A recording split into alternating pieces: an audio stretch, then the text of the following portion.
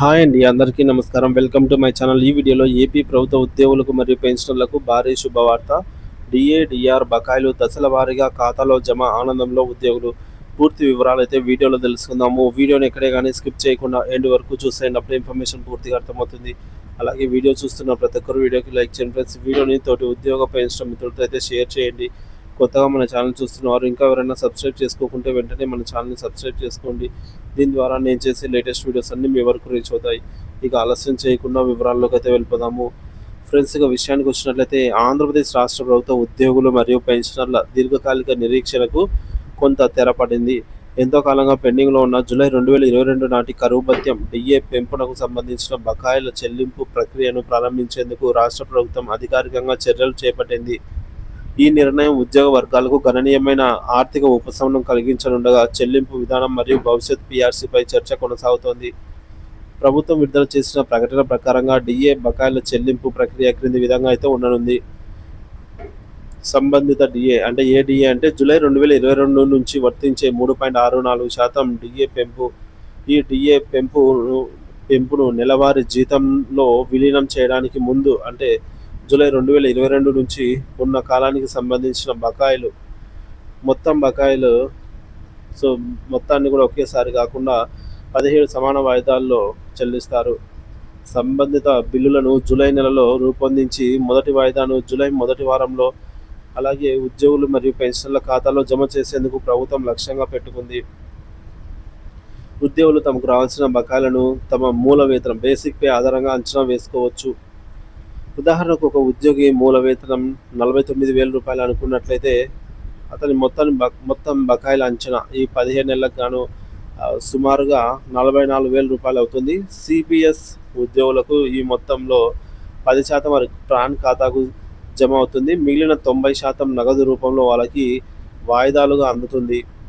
సుమారుగా ప్రతి నెల 17 నెలలు కాబట్టి 44,000కు ప్రతి నెల 2,591 రూపాయలు అయితే వారి ఖాతాకు అయితే అందుతుంది. ఈ మొత్తం సుమారు ఒక సంవత్సరము 5 నెలల పాటు అంటే సంవత్సరం 5 నెలల పాటుగా ప్రతి నెల వారి యొక్క జీతంతో పాటు అదనంగా అయితే ఖాతాలో జమ అవుతుంది. ఉద్యోగులు తమ ఖచ్చితమైన బకాయిలను ఆన్లైన్ డిఏ ఎరియర్స్ క్యాలిక్యులేటర్ల ద్వారా కూడా సులభంగా తెలుసుకోవచ్చు. బకాయిల చెల్లింపు ప్రక్రియ ప్రారంభించడం ఉద్యోగులకు శుభవార్త అయినప్పటికీ 17 వాయిదాల విధానం రాష్ట్ర ఆర్థిక పరిస్థితిని ప్రతిబింబిస్తోందని విశ్లేషకులు భావిస్తున్నారు. ఒకేసారి చెల్లించే ఆర్థిక భారాన్ని తగ్గించుకునేందుకే ప్రభుత్వం ఈ సుదీర్ఘ వాయిదాల మార్గాన్ని ఎంచుకుందని స్పష్టమవుతోంది. ఇది ప్రభుత్వానికి ఊపిరి పీల్చుకునే అవకాశం కల్పించిన ఉద్యోగులకు పూర్తి ప్రయోజనం అందడానికి ఏడాదికి పైగా సమయం పడుతుంది. ఈ నిర్ణయంపై ఉద్యోగ సంఘాలు మిశ్రమంగా స్పందిస్తున్నాయి. కనీసం చెల్లింపుల ప్రక్రియ ప్రారంభించినందుకు ప్రభుత్వాన్ని ఒకవైపు అభినందిస్తున్నాయి. అలాగే ప్రభుత్వం ప్రకటించినట్టుగా జూలై మొదటి వారంలో మొదటి వాయిదా జమ కావడం అత్యంత ముఖ్యము. ఒకవేళ ఈ ప్రక్రియలో జాప్యం జరిగితే ప్రభుత్వంతో మరోసారి చర్చించి ఒత్తిడి తీసుకురావాల్సి వస్తుందని అయితే సంఘాల నాయకులు స్పష్టం చేస్తున్నారు. ఒక డిఏ బకాయి చెల్లింపు జరుగుతుండగానే ఉద్యోగులకు దృష్టి తదుపరి కీలక అంశమైన కొత్త వేతన సవరణ సంఘం పీఆర్సీపై ఉంది. ప్రస్తుత ఆర్థిక పరిమితుల దృష్ట్యా ప్రభుత్వం తక్షణమే కొత్త పీఆర్సీని ప్రకటించే అవకాశం తక్కువగా కనిపిస్తోంది.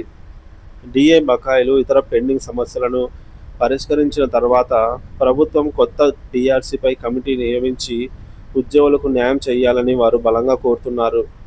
డిఏ బకాయిల చెల్లింపు ప్రక్రియ ప్రారంభం కావడం నిస్సందేహంగా ఉద్యోగులు పెన్షనర్లకు ఒక సానుకూల పరిణామం. అయితే ప్రకటించిన విధంగా సకాలంలో వాయిదాలు జమ కావడం, మిగిలిన డిఏ బకాయిలపై స్పష్టత ఇవ్వడం మరియు కొత్త పీఆర్సీపై ఒక రోడ్ మ్యాప్ ప్రకటించడం వంటి చర్యలు ప్రభుత్వంపై ఉద్యోగులకు పూర్తి విశ్వాసాన్ని కలిగిస్తాయి.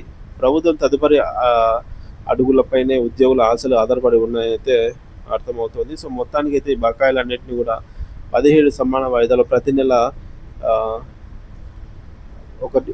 ఒక సంవత్సరం 5 నెలల పాటు అయితే చెల్లించడానికి ప్రభుత్వము ప్రకటన అయితే జారీ చేసిందనమాట. ఉత్తర్వులు అయితే విడుదల చేసింది.